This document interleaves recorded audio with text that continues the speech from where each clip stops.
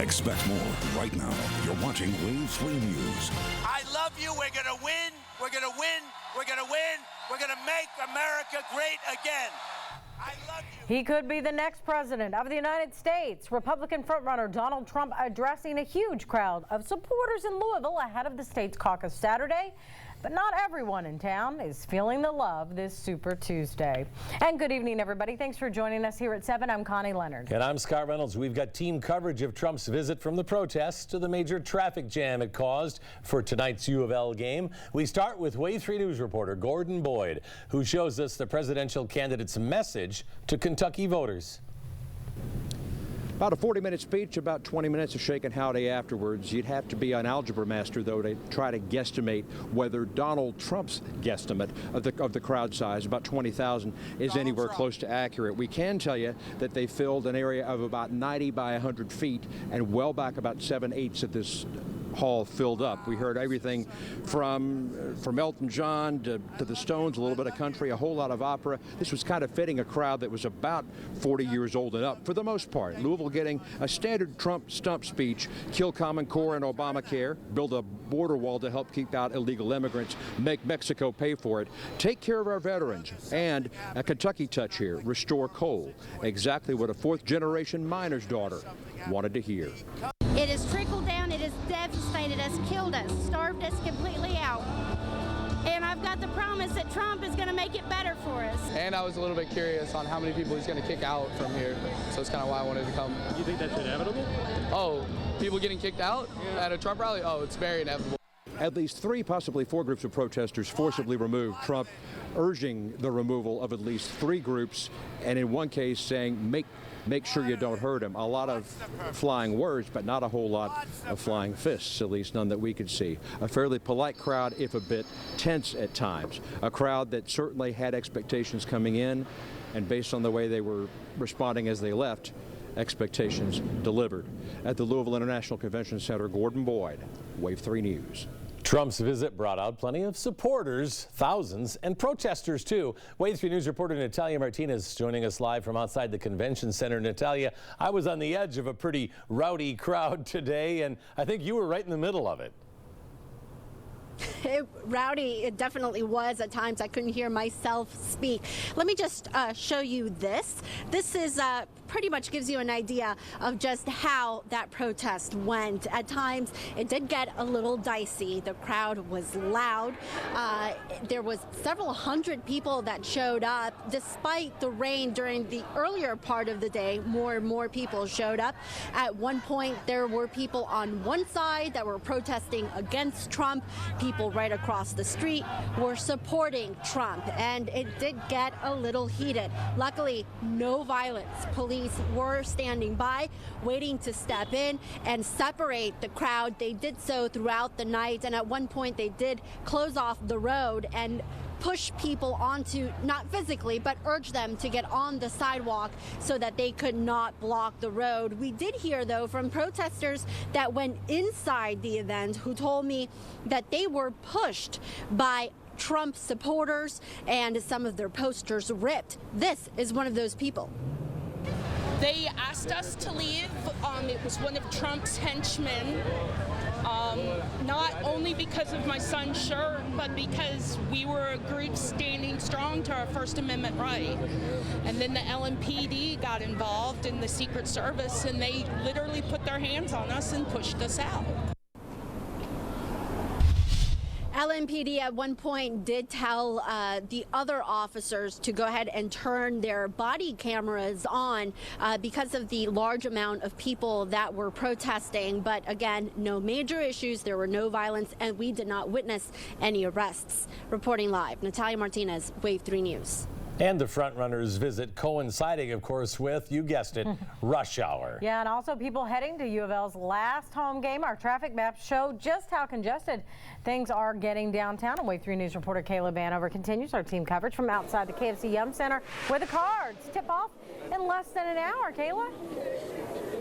Yes, Scott and Connie, it's pretty windy out here. I'm having to hold on to my hat, but as you can see, people are flooding into the Yum Center, and some of these people even kind of hung out downtown after the Trump rally this afternoon. There were several thousands of people that took on downtown Louisville this afternoon. Of course, we started our team coverage early this afternoon, but we've moved on to Main Street now. So you're looking at the intersection of Main and 2nd Street. Of course, hundreds of people coming in for this 8 o'clock home game, senior night at the Yum Center. But traffic is a topic this evening because it is moving rather slowly right here in front of the Yum Center. Of course, with any U of L men's basketball game, you can see lots of congestion, but this is an extra special night here on this Tuesday evening. Of course, here to say farewell to Lee and Lewis as they are on the Yum Center court for the last time this evening. But we'll bring you some updates later on in the evening. For now, reporting live at the KFC Yum Center. Kayla Vanover, Wave 3 News. All right, thanks, Kayla. Looks like that crowd's under control now. The U of L game, as Kayla mentioned, the last home game of the season. And you'll see that game right here on Wave 3 News and a pregame special starting in about 24 minutes at 7:30. Yeah, Wave 3 Sports Director Ken Taylor and sports reporter Kendrick Haskins joining us live from inside the KFC Yum Center. And guys, it's going to be an emotional senior night. Yeah, Scott and Connie, it's a little different vibe in here for a senior night. We have these every year, but this one obviously different because you have two guys who've only played here for 1 year but have become such a big part of this community, and also Dylan Avar will be honored. But then again, the postseason ban comes into play, and this team will finish up its season at the end of the week. Right, these three guys are definitely fan favorites here, and you didn't get to see it, but Donovan Mitchell put on a dunk display just a few minutes ago right behind us. That was one for the ages. It would have won any kind of dunk contest out here. We'll bring you all the senior night festivities live tonight from 7:30 to 8, and we will live stream the post-game senior night festivities when the seniors address the crowd. We'll do that on wave3.com. And also a special guest tonight, guys, will be in the house, a ball boy. He's been to many games, but he'll be a ball boy tonight for the first time. Kendrick, if you'll hold this for me. This is Trayson Nolan, and tell me, you do a Sean Moth impersonation, right? Yes. Can you do that for us? Do Trey Lewis's intro. Yes. Go ahead. Trey Lewis. How about that, huh? 4 years old, 4 years old, and he's going to be a ball boy tonight for the first time here on senior night. Don't forget to join us for our live special. Thanks, Trayson. You're welcome. Give him the wink. Awesome. Back to you guys. That's great. He's going to be the arena announcer someday. And he should be. Yeah. Maybe Sean will let him take over the mic. Thanks, guys. Well, the game airs right here on Wave 3 and NBC after our senior night special you just heard about. Now, because of that, The Voice will not air at its regularly scheduled time tonight. So set your DVRs now. The Voice will air Saturday, March 5th at 1:02 in the morning after Saturday Night Live. Again, just set those DVRs. Yeah. I thought he was going to yell 3.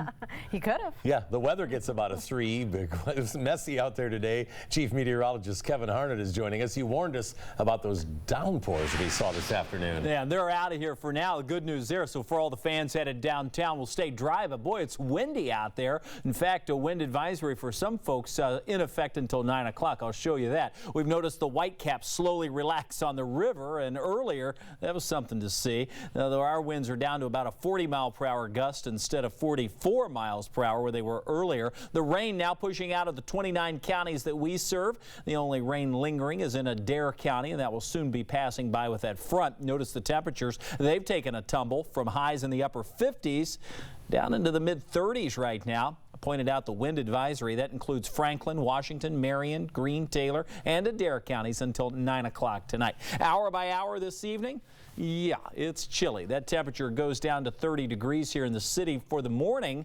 It looks like as we press on into the day tomorrow and beyond, temperatures stay at or just above average as we finally see those numbers return by the weekend. So we'll put some numbers on that for you in just a few minutes, guys. All right. Thank you, Kevin. Well, the hits just keep coming for U of L President James Ramsey. Next, a look inside the heated U of L Board of Trustees meeting that got out of control fast. Bellarmine University's longtime leader passes away unexpectedly. We'll talk about his legacy. An explosive UofL Board of Trustees meeting this afternoon, leaving the president, James Ramsey, visibly shaken. After a closed-door discussion on litigation, some board members surprised others by reading prepared statements asking for a no-confidence vote for Ramsey. Others called that an unfair gotcha move. I'm concerned with the president's current decision-making approach, which I and others have found to be both non-collaborative and unilateral in nature. As a result, I now propose and move that those members of the Board of Trustees of the University of Louisville voting in the affirmative on this motion no longer have confidence in the leadership of the current administration and President James Ramsey. We're not a broken administration, we are a broken board, and I think it's irreparably broken. And I'll go on record as saying I think the governor should ask the entire board to resign. Being planned, and you're Yeah, we were told there would be a second nuclear bomb. Do you intend to stay in your job? I don't know. You are considering resigning over there? No, I didn't say that. This is about the crisis, the embarrassments, the scandals, the investigations, the indictments that are occurring at the university today. And for months, the Board of Trustees has been prevented from having meaningful discussion about those topics. And that no confidence vote will be taken at the next meeting. LMPD investigating 2 shootings today, one of them a homicide. The first happened just after 3 this afternoon in the 600 block of Medallion Court off Poplar Level Road. Air 3 shows you the scene here. MetroSafe confirming one person shot to death in an alley. So far, no suspects have been named. That second shooting happened at the intersection of 35th and Broadway. We know one person was shot. That person expected to be okay. Stick with Wave 3 News and Wave3.com for the very latest on these developing stories. The Republican frontrunner, the second of 3 to campaign in the Commonwealth this week. A closer look at his message in Louisville. And as the polls start to close across the country, you look at some early Super Tuesday projections. Temperatures today have been at or just above average through the afternoon, but now they're falling into the 30s. How long will this cool stretch last? I've got the answer when we come back. Republican frontrunner Donald Trump joined by former candidate Chris Christie at the Kentucky International Convention Center this afternoon. Trump talked about unemployment, veterans, building a wall, and national security. So things changed a lot with Paris. And all of a sudden, national security became a really big deal. And it actually, I went through the roof with the polls. I promise you people, we are going to be secure. We're not letting the Syrians come into our country. We have no idea who they were. We have no idea. There's no paperwork. There's nothing. We don't know who they are. They could be ISIS. Look at what's happened with Germany. Look at what's happened to Sweden. Look at what's happened to Brussels. It's not going to happen to our country. The tremendous crime, the drugs pouring across the border, and yes, we will build that wall. We will. We will.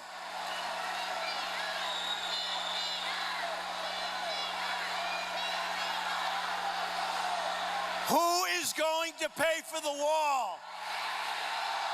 Who? They are going to pay for the wall. I want to see. Come here.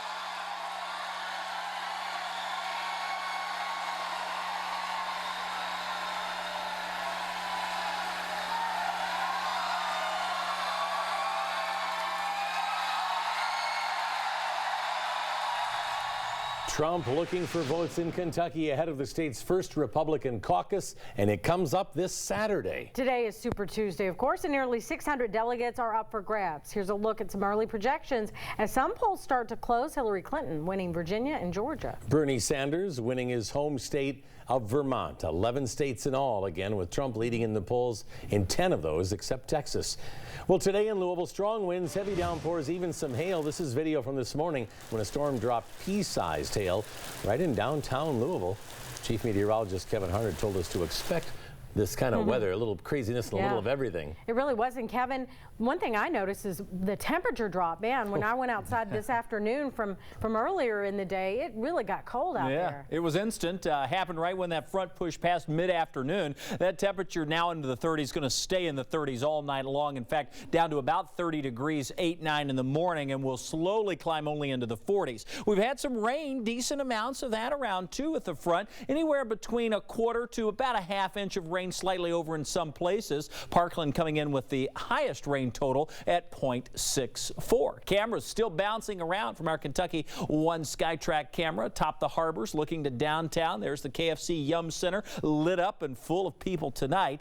Senior night temperature at 36 right now, and it'll be in the 30s when you come out of the game too. Winds gusting to 40 miles an hour makes it feel like 24 degrees outside. We had a decent jump from our low this morning to our high was a 20-degree jump. That was 40 to 60, and now we're down to our low for the day. That will occur through the evening hours. Right now it's 36 degrees. Looking around the entire region, temperatures are ranging in the low 30s from Bedford to Paoli down to Corydon. Slightly warmer to our south. Columbia still the lone one holding on to the 40s. Look at the wind gust, 28 miles per hour, 30 miles per hour, 23 in Salem. The wind gust will relax just a bit. It's going to take just a little bit of time. Consequently, a wind advisory is still in place off to our east, includes our easternmost counties. That too will expire at 9 o'clock. Looking at the satellite view, quite a few clouds still around the area. The thicker clouds are now moving across Shelby, Spencer, Nelson, LaRue down to Hart County, pushing off to the south and east. Our clouds will stay with us overnight tonight, but there will be some clearing take place earlier tomorrow. On the northern side, it's snow. Several inches of snow in Michigan, moving into the western part of New York. Just general rain with a few areas of thunder as it moved across Kentucky. We did have one severe thunderstorm warning down in eastern Kentucky, blew a roof off of a mobile home there, but the real severe deal's been going on down across part of Alabama, just south of Birmingham. In fact, this is a severe thunderstorm warning now, but it has had a tornado reported with it. In fact, it was caught on camera not far from Chelsea. That storm is moving off to the east too. That's well south of us, and frankly, we don't have to worry about that. Our rain is out of here. Now we're just dealing with the cool air. How long does that stick around? Well, throughout much of the day tomorrow, we stay sunny but cool. Note this, 5 o'clock the time. Clouds will be back on the increase tomorrow night. As we head into Thursday morning, a few areas of light snow flurries or areas of light rain. That rain chance ramps up as we head into the afternoon hours on Thursday, and then pulls on out of the area with another cool down until the next warm up, which occurs over the weekend. So some ups and downs in our forecast. Rain to a few flurries tonight. Easy for me to say. Temperature drops down to 30 in the city, 20s in the suburbs. 43 tomorrow's high. It's a partly to mostly sunny day. Here's the 7-day forecast. Notice 47 Thursday with that rain chance. We temporarily cool it down to 45 on Friday. Warm it back up Saturday, Sunday. Look at Monday and Tuesday. Highs in the 70s. Well, here's the earliest alert outlook. Temperatures range mainly in the 60s and 70s through that time as well. So might winter be over? It is the 1st of March, right? Yeah. That's not over. Not over just yet, but I might get exposed to some germs by the weekend that carry into Monday and Tuesday. I was going to say, it'd be nice to have that 76 on Sunday, but we can't really complain because we had a great Sunday. Yeah, it's matched up on several weekends, so we like that. Yes. Thanks, Kev. It's a proposal over concussions in high school sports moving forward in Frankfort. The authority it would give officials over coaches. And another case of road rage in Kentucky leads to a shooting. The victim describes what happens next. Unexpectedly this morning, Bellarmine University's president of 25 years passed away. 71-year-old Dr. Jay McGowan died after an illness, according to a university release. McGowan became Bellarmine's third president in 1990 and helped grow the institution significantly, changing its name from Bellarmine College to Bellarmine University in 2000. The school opened up Our Lady of the Woods Chapel for the entire Bellarmine community. He and I had regular communication, and there wasn't a hint of any ailment that was in this situation. So really, our community and our church grieves. Dr. McGowan leaves behind his wife Maureen and 2 adult sons. A Shepherdsville man behind bars accused of road rage. Take a look at Jason Schultz's car. It's got a bullet hole, all right. He says he was driving home to Rhineyville last night on I-65 South when a car behind him got aggressive. Schultz says he tried to get out of the way, but in a matter of moments, Curtis Wyatt pulled out a gun, missing Schultz by just inches. I fixate on that bullet hole and just exactly where it was, how close it was, and had his aim been a little bit more true, I'd most likely be injured, if not dead. Schultz told police he used his vehicle to defend himself by hitting Wyatt's car and then fled to a rest area and called police. Authorities say Wyatt's 18-month-old son was in his car during the entire incident. He faces charges of attempted murder and wanton endangerment. New at 7 tonight, Kentucky lawmakers pushing a bill forward on concussions. The proposal will give high school sports officials the authority to overrule a coach in deciding if a player can return to the field after experiencing concussion-like symptoms. A 2012 state law requires athletes suspected of head injuries to stop playing and doing a medical evaluation. Now, this new bill would let officials keep kids out of the game if they believe that evaluation was not done. The Kentucky High School Athletic Association opposes the bill, saying it would put too much of a burden on officials. Well, up next, a special edition of Wave 3 News at 7:30. We're bringing you live coverage from UofL's last home game. It's senior night as well. Wave 3 Sports Director Kent Taylor, Kendrick Haskins live there right now. Hey, guys.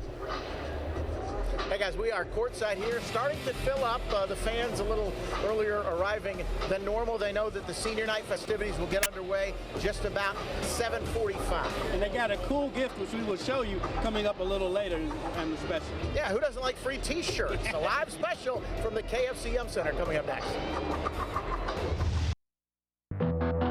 A season rocked by scandal.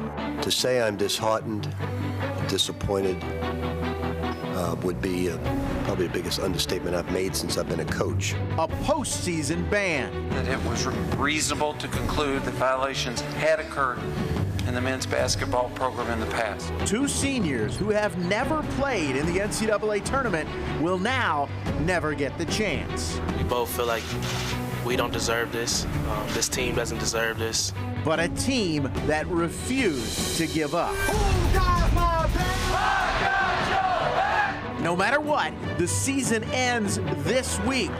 Tonight, though, is all about these seniors. The UofL Senior Night pregame special starts right now.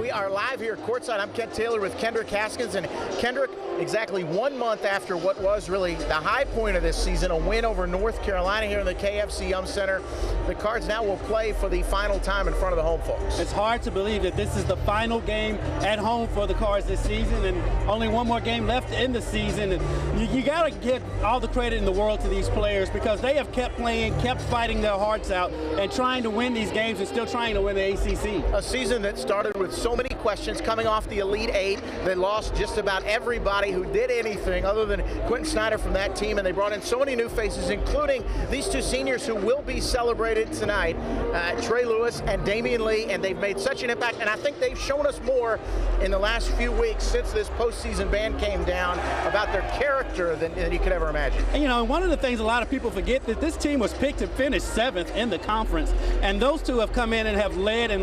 They hit the ground running and have led this team from day one once they got on campus. Trey Lewis, we're going to take a look at some video of him at the piano. He was a guest on the 2nd edition of Inside the Cards with Rick Pitino, and the first player to ever tickle the ivories on the show, and he'll be back on this week. Maybe he'll do it again. He's actually really good. Now, on the court, he's the Cards' 2nd leading scorer. He's averaging almost 12 points a game. He's hitting the 2nd most threes on the team, and both of those seconds come to Damian Lee. Lee leads the way, averaging just over 16 points a game. He's been responsible for the biggest shots in the biggest wins of the season over Duke and UNC right here in the KFC Yum Center. His second half three-pointers ignited the crowd in both those games. These guys are always positive, and they both feel strongly that even with this postseason ban, they made the right decision to come to UofL. People here, have been so supportive, ever since day one, ever since I committed, last year. Everyone said that this is a very, very special place, and I definitely have not taken it for granted, one bit. Ever since I've gotten here, everyone's just been so supportive of me and this team, and a real goal of myself to come here was I had two main things. One was to put myself in a position to try to win a national championship with the roster that we have. All right, we can't do that. It's fine. I'm not complaining. Things happen in life. Another thing was to be a part of a family, and I think that that's one thing that I've done successfully is, sort of, bridge this team together a little bit, not just myself, but with the character that we have with the other 14 guys that I suit up with every day. To say the least, definitely emotional because of, all the hard work we put in together as a team. And our fans have been behind us and supported us through the whole year. And so we want to, go out on a special note, and I just expect, the fans to be, how they always are. Well, I think this is the way to honor them. We can't do it with the NCAA tournament. We have to do it with the last time they'll ever be in a Louisville uniform, except for the Virginia game in front of our home crowd. So we've just got to honor them the best we can. Now, Leanne Lewis will join Coach Pitino for the season finale of Inside the Cards this week. You can catch the show at 11:30 a.m. on Saturday morning right here on Wave 3 News. And a special gift for the kids in the student section here tonight. Our sports intern Annie Moore holding up the T-shirt that was on every seat in the student section. Kendrick, what does it say there? I've got your back. That's been the theme for this team all season long. It's amazing how much of an impact Damian Lee and Trey Lewis has not only had on this team, but the crowds here at the KFC Yum Center. They are crowd favorites, and they've only been here for 1 year.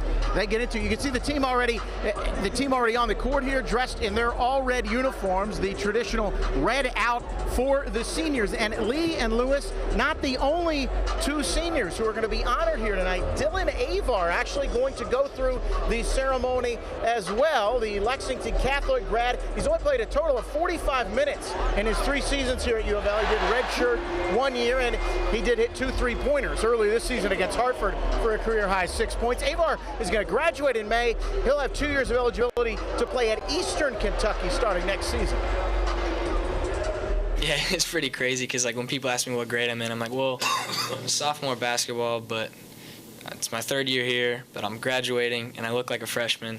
So I've got all of the classes down. People in life deserve certain things. He deserves that opportunity. He's come in here at 137 pounds, leaving at 157. He's built his body. He's strong. He's played against great guards. He knows what to do. He's been yelled at enough by me to handle any type of adversity. And I'm proud of him. I really am proud of him.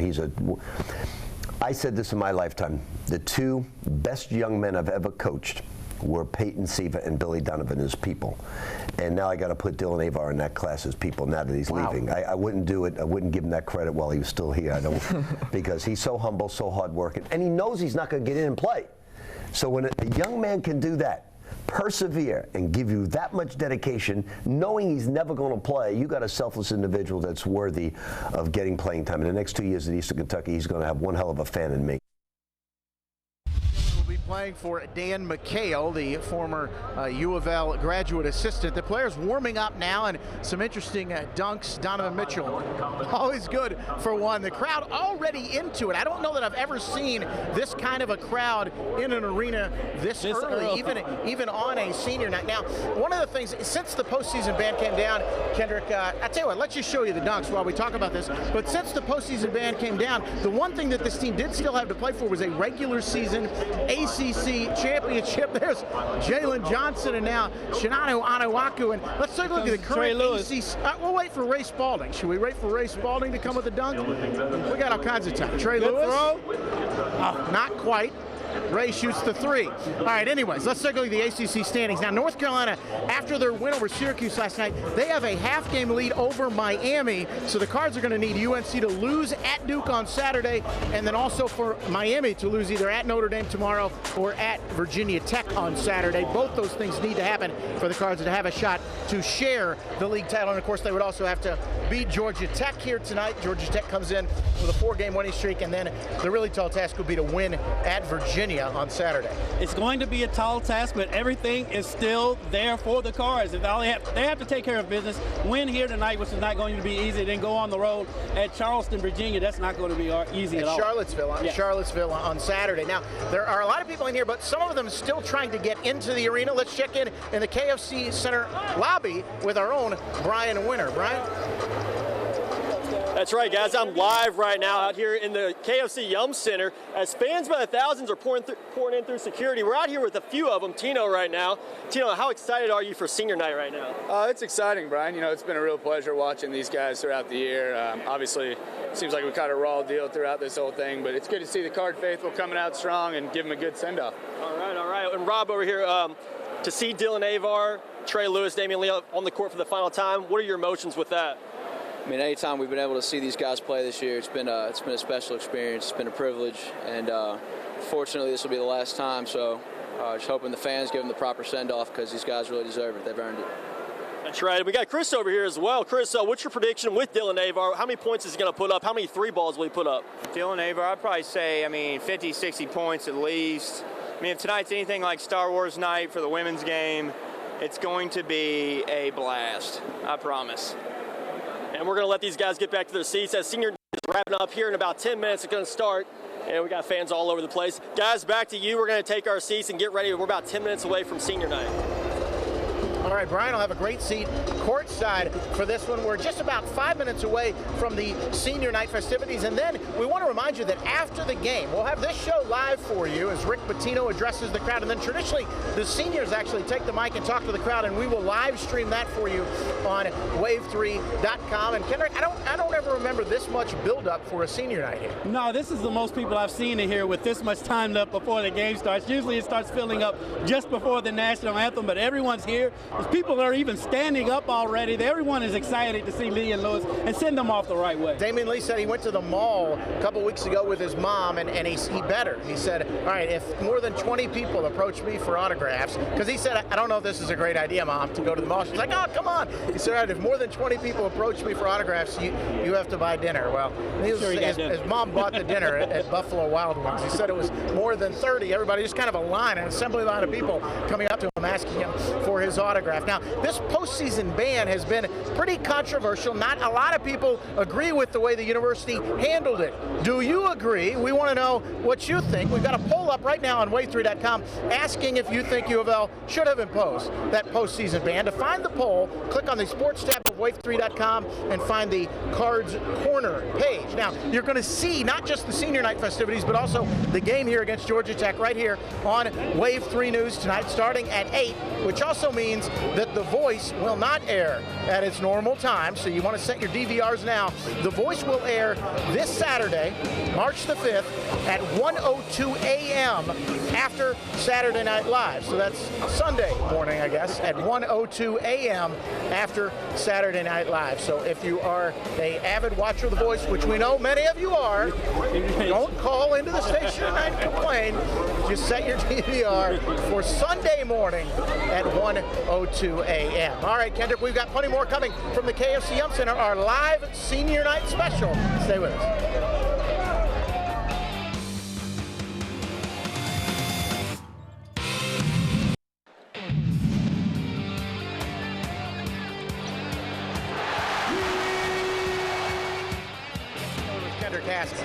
The energy in here is as lively as if they're playing Duke or North Carolina or Kentucky. It's just like that right now. It's Georgia Tech and senior night. These fans are excited and cannot wait for this game to tip off. Well, and these things work when they have the white, although the whiteout this year I guess wasn't all that successful because that was for the Virginia game and there's not a lot of time to cheer, but the red out works. You see it's all red in here with the team wearing their red jerseys. You see them out on the court right now, and there we hear the buzzer as the teams are going to now. Here's what's going to happen. They are going to to head to the bench, and then we'll start the senior night festivities in just a second. The Cards committed this one 22-7, 11-5 in the ACC. This Georgia Tech team is 17-12, 7-9 in the ACC, but Georgia Tech has won 4 games in a row. Of course, the Cards beat the Yellow Jackets 75-71 on January 23rd in Atlanta, Georgia. In that game, though, Anas Mahmoud led the Cards with, Damian Lee led him with 17, but Anas Mahmoud with the game of his life,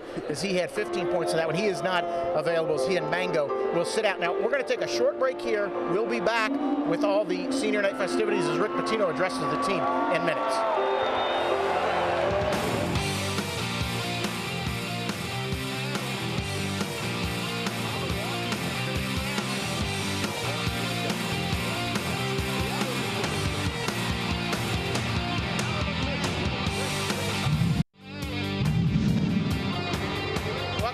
Out here, our live Wave 3 Senior Night festivities here at UofL. Now, the reason we had to break is because they're showing a video. There's some rights issues. We're not able to show that stuff, but we can show you this. Let's go to Rick Pitino.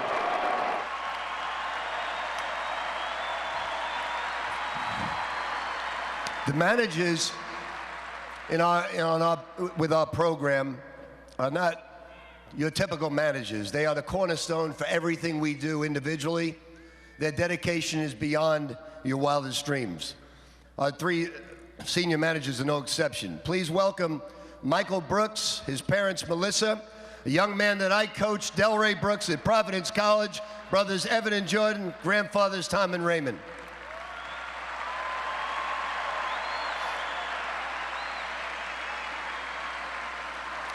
Next manager, Patrick Reiling, parents Mary and James, brother Gregory, his wife Christine, brother Eddie, aunt and uncle Pauline and Billy.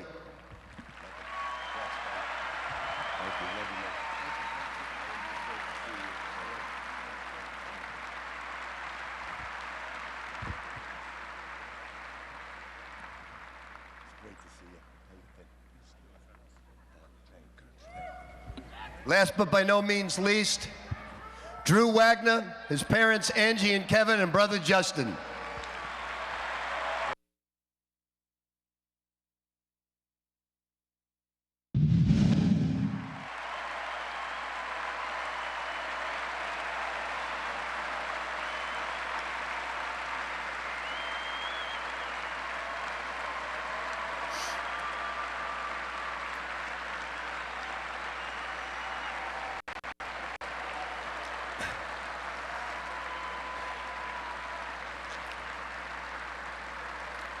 Next,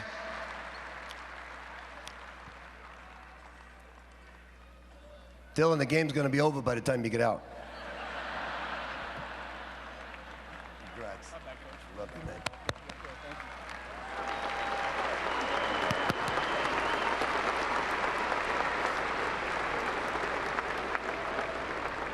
Ryan.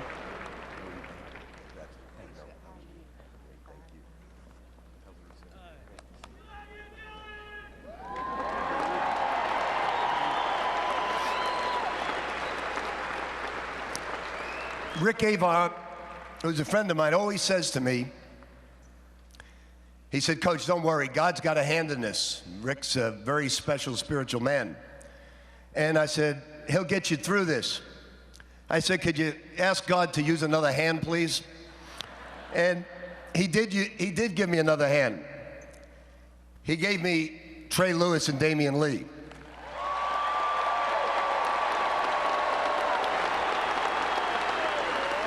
Please welcome Trey Lewis, his parents Joe and Nina, sister Adria, sister Jasmine, husband Chris, niece Ava, nephews Aaron and Celeb, one of the best 50th seniors God put on this earth.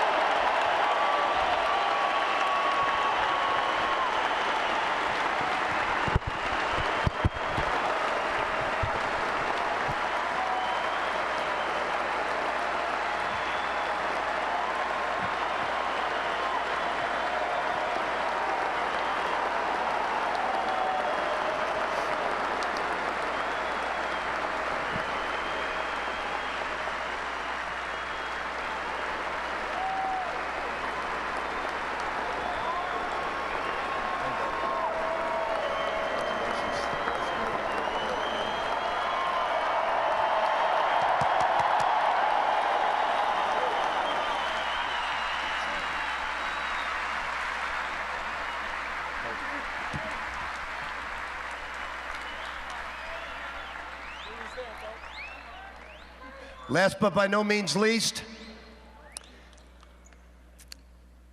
when we check on these players, it was very easy trying to get these guys to come because they not only get great speeches from other coaches about their playing ability, but just the accolades they get as people is incredible.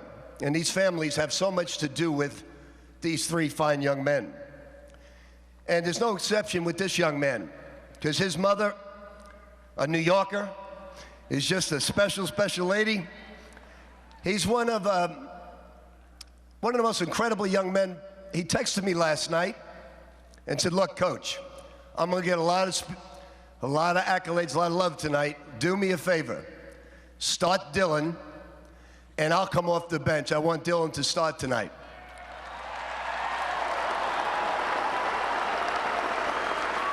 I said to him, how about you play some damn defense and we'll get Dylan in the game. One of the finest young men. It's an honor, it's a privilege to be associated with this young man. Damian Lee, his mother Michelle.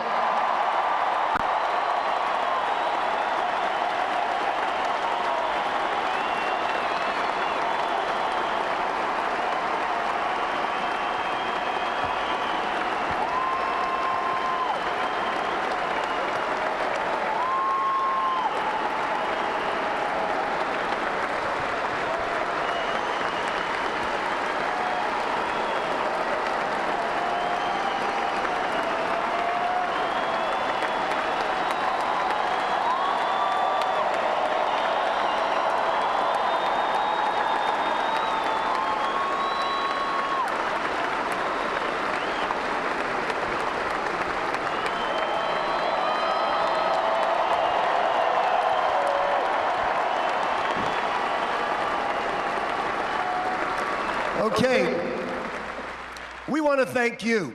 We needed you this year more than ever. And you came through like these three seniors.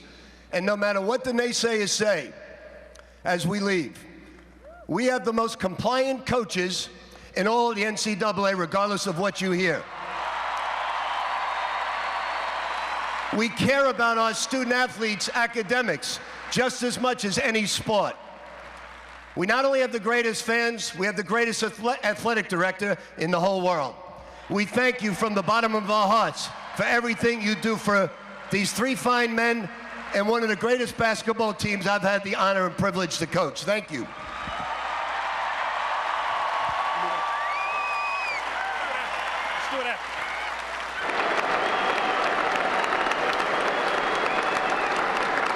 As you can see, the seniors with their new frame jerseys now walking off the court. Rick Pitino, you give him a mic, you know he was going to say something. And again, they will address the crowd again after the game. And that's when the seniors take the mic. And it's obviously a lot better after wins, say, like the last second win they had over Virginia last year on senior day. I'm going to go out on a limb and say there's not going to be a dry eye in the place when those three address this crowd. The emotions are already running through the crowd anyway. I think it's going to be a very emotional night. Now, we will live stream the senior ceremony after the game. You'll see all that on wave3.com. Of course, the game coming up here in minutes on Wave 3. Kendrick, what do you expect? Because Georgia Tech, that was a game that came down to the final minute. Actually, Anas Mahmoud stepping to the line, hitting 2 free throws with a minute left, and he made every big play down the stretch, and he's not available. Right, and without him out there, it's going to be a task, but with this emotion, with this crowd, I think they're going to come out, UofL's going to come out swinging, and I think it's going to be a big win for the Cards. These guys have been excited. They were out here early